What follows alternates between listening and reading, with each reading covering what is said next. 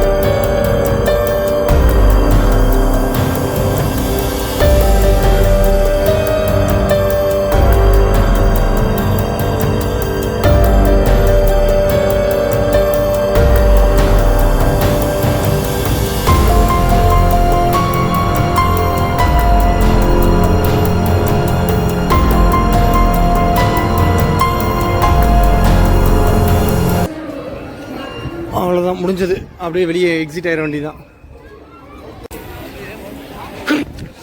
அடுத்தே காமராஜர் மணிமண்டபம்.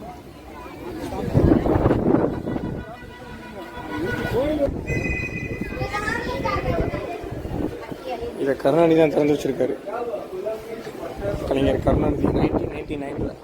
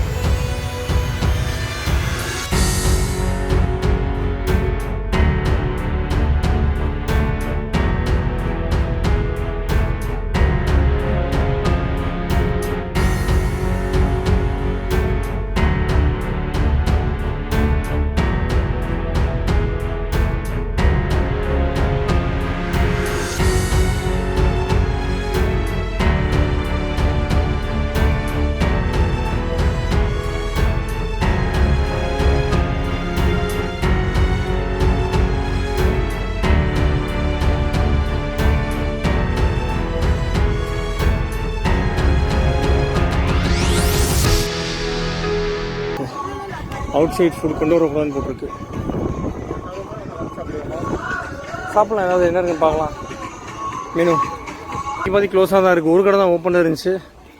அதுலேயும் ஒன்றும் கலெக்ஷன் இல்லை. எல்லாம் கேன்டு ஜூஸு, அப்புறம் இன்னும் சொல்கிற அளவுக்கு இல்லை. கேரளா ஹவுஸ். அது இது கேரளா கவர்மெண்ட்டோட கெஸ்ட் ஹவுஸ்ன்னு நினைக்கிறேன். ஆக்சுவலி கன்னியாகுமரி கேரளாவோட சேர வேண்டியது. காமராஜர் பீரியடில் தான் அந்த ரீஅலைன்மெண்ட் பண்ணாங்க பார்டரை. அப்போ கன்னியாகுமரி இங்கே எடுத்துட்டாங்க தமிழ்நாட்டில். அப்படியே வெளியே போகலாம். ஏதாவது ஐஸ் கிடச்சா சாப்பிட்லாம். பிராண்டட் ஐஸ் ஏதாவது. அமுல் இல்லை அருண். லாசா ஐஸ்கிரீம்ஸ் பார்ப்போம்.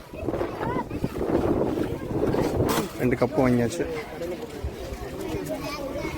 பிராண்டட் ஐஸ்கிரீம் வாங்கலாம்னு பார்த்தா கடைசியில் ஆதவான ஒரு ஐஸ்கிரீமை கொடுத்து அனுப்பிச்சி விட்ருக்காங்க. ஆனால் பரவாயில்ல, பட்ஜெட் 30 ரூபா தான். 30 ரூபாய்க்கு ஒருத்தர் இல்லையா, அதான் செக் பண்ணுறோம்.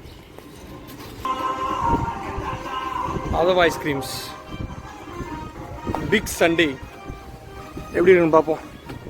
நடந்த இடம் அப்படியே இங்கே கொஞ்சம் உட்காந்துட்டு நிழலில் சாப்பிட்லான்னு பார்க்குறோம். வேறு ஒன்றும் இல்லை. ஈவெண்ட் முடிஞ்ச எல்லாத்தையும் டிஸ்மேண்டில் பண்ணிகிட்ருக்காங்க.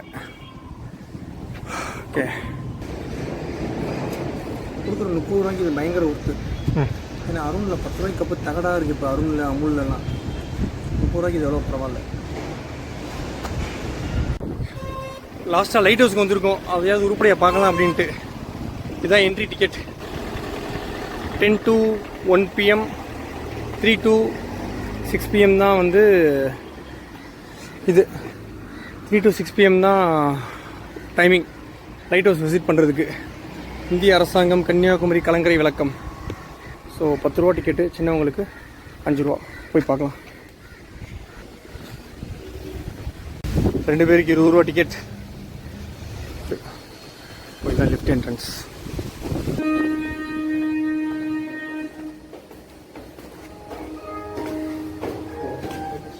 போட்டோம் அடுத்த ரவுண்டு போகலாம்.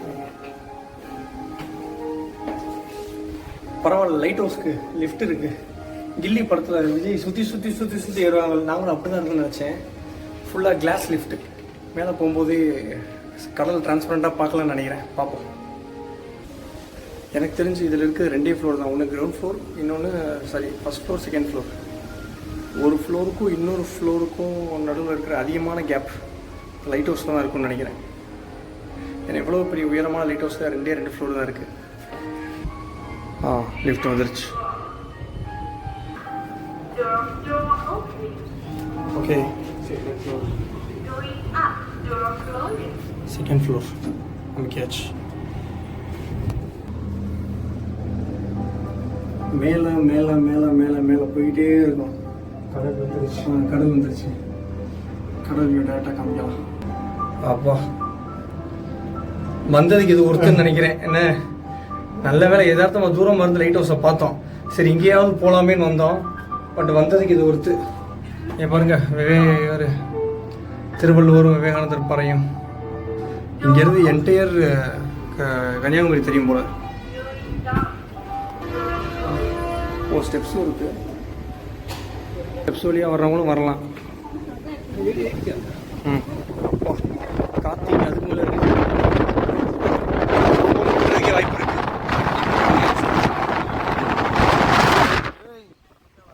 பயமா இருக்கு.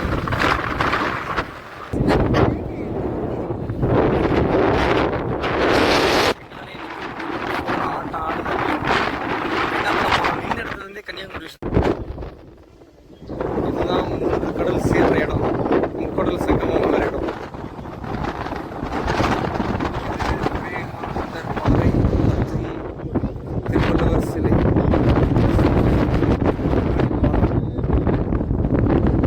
அப்படியே இந்த பக்கம் வந்தீங்கன்னா ஒரு காட்சி கோபுரம் இருக்குது, வாட்ச் டவர். இங்கே நின்று இங்கே ஈஸியாக சன்செட் பார்க்கலாம் ஈவினிங். இது ஃபுல்லாக ஹோட்டல்ஸ் அண்ட் கெஸ்ட் ஹவுஸ். ஒரு சில அரசு துறைகளுடைய கெஸ்ட் ஹவுஸ். இது வந்து கேரளா கவர்மெண்ட்டுடைய கெஸ்ட் ஹவுஸ்.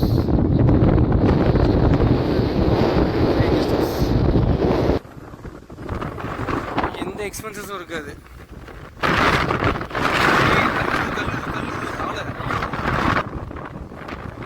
இல்லை ரொம்ப பயமாக இருக்குது ஆக்சுவலி இங்கே நிற்கிறதுக்கே.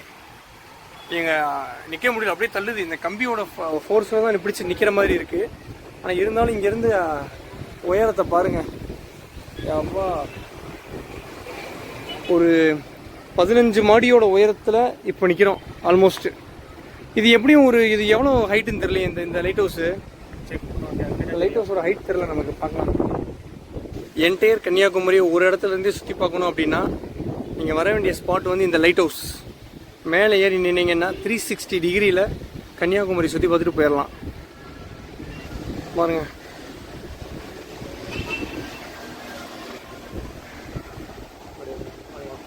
ஆமாம், கம்ப்ளீட்டாக அதை வாக் த்ரூ பண்ணி காட்டுறேன் பாருங்கள். மொத்த சிட்டியுமே இங்கேருந்து பார்த்தா தெரியுது. மொத்த சிட்டியா பக்கத்து டிஸ்ட்ரிக்ட்.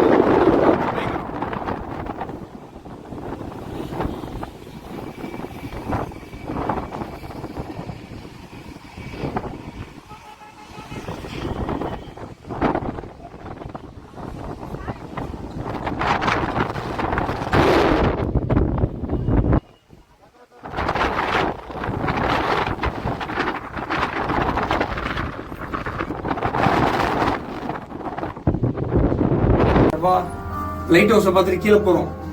லைட் ஹவுஸில் வந்து கடுமையான காற்று. காற்று அப்படி ஒரு காற்று, நிற்க முடியல. ஃபோன் பறக்குது, கையில் பிடிக்க முடியல ஃபோனை. தள்ளுது ஆளையே தள்ளுது. ஆனால் ஆக்சுவலி உண்மை ஒரு ஃப்ராங்காக சொல்லணும் அப்படின்னா இது பயங்கரமான ரிஸ்க் தான். இங்கே போய் இந்த டைமில் நிற்கிறது லைட் ஹவுஸில். காற்று அவ்வளோ ஃபோர்ஸாக அடிக்குது, தள்ளுது, நிற்க முடியல ஆட்களை. எனக்கு தெரிஞ்சு ஒரு 5 கிலோ 6 கிலோ வெயிட் இருக்க குழந்தைலாம் இருந்துச்சுன்னா பறந்துடும், அப்படி இருக்கு, நம்மளே தள்ளுது. பட் ஆனால் வேற லெவல் எக்ஸ்பீரியன்ஸ். ஒரு இடத்துல நின்று 360 டிகிரியில் கன்னியாகுமரியை பார்த்துடலாம் இங்கேயே. ஸோ மிஸ் பண்ணிடாமல் லைட் ஹவுஸ் விசிட் பண்ணுங்க கன்னியாகுமரி வரும்போது. ஆனால் என்னென்ன லைட் ஹவுஸ் பயங்கர நீட்டாக மெயின்டைன் பண்ணுறாங்கன்னு, குப்பை மாதிரி இல்லாமல் பயங்கர நீட்டாக வேற லெவலில் இருக்குது. நீட்னா வேற லெவல் நீட்டாக இருக்குது.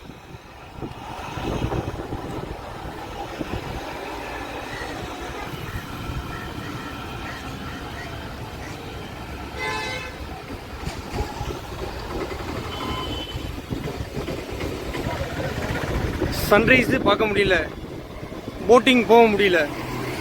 விவேகானந்தா ராக்கு அண்ட் திருவள்ளுவர் ராக்கு, அந்த கண்ணாடி பிரிட்ஜை பார்க்க முடியல. பயங்கரம். ஆமாம், அது நேற்று பார்த்தோம், ஓப்பனிங்க்கு அப்புறம் பார்க்க முடியல.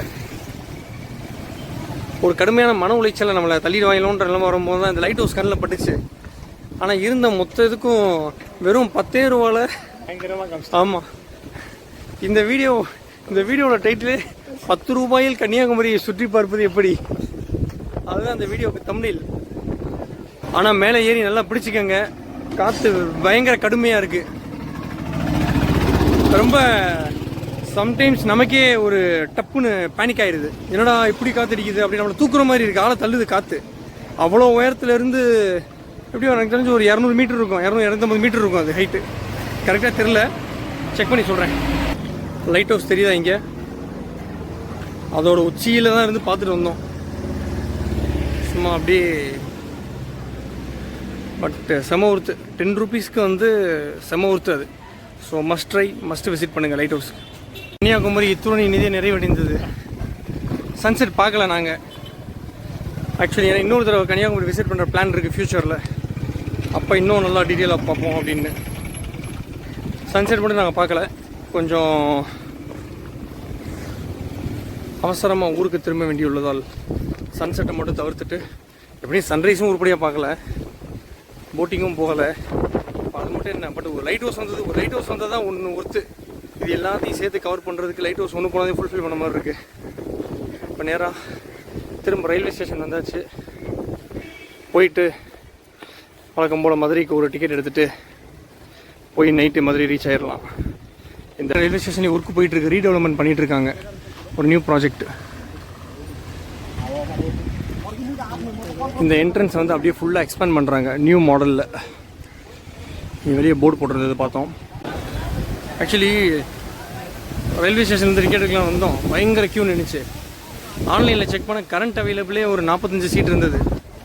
Super fast express Cape Town to Tambaram. அதனால் கண்ணை மூடிட்டு டிக்கெட்டை போட்டு விட்டோம். எங்களுக்கு கன்ஃபார்ம் டிக்கெட்டே கிடச்சிருச்சு லாஸ்ட் மினிட்ல. அதனால் நேராக மதுரை வரையும் படுத்துகிட்டே கூட தூங்கிட்டே கூட போயிடலாம். ஸோ அது ஒரு நல்ல விஷயம். ஆனால் நார்மல் டிக்கெட்டை விட இது ஒரு டிக்கெட் ஃபேர் வந்து கொஞ்சம் ஜாஸ்தி. இது 415 ரூபீஸ், 415 ரூபா. ஸோ ஒரு வழியாக ட்ரெயினில் ஏறிட்டோம். கரண்ட் டிக்கெட் அவைலபிள் இருந்துச்சு 42 43 சீட். அதில் கன்ஃபார்ம் டிக்கெட்டே 2 கிடச்சிச்சு மதுரை வரைக்கும். இதில் ஹைலைட் என்னென்னா, இங்கே வந்ததுக்கப்புறம் தெரியுது என்டையர் ட்ரெயினே காலியாக இருக்குது.